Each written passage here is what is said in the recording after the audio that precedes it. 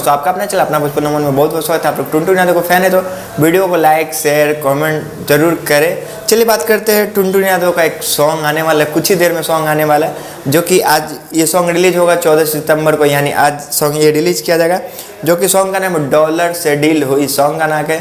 जो कि टुनटुन यादव डेली पे डेली धमाका करते रहे, डेली उनका सॉन्ग एक ना एक रिलीज होते ही रहता है। सॉन्ग का नाम है डॉलर में डील हुई।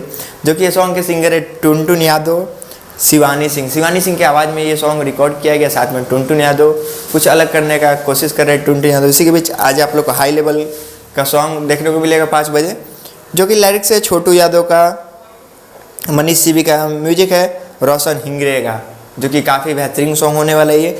ये आप लोग को सुर म्यूजिक यूट्यूब चैनल पे आज शाम को 5 बजे यानी 14 सितंबर को 5 बजे थोड़ी देर में आप लोग सुर म्यूजिक जाके यूट्यूब चैनल पे देख सकते हैं। आई होप आप लोग वीडियो अच्छा लगे तो लाइक कर दे, चैनल को सब्सक्राइब कर ले ताकि ऐसे अपडेट आता रहो।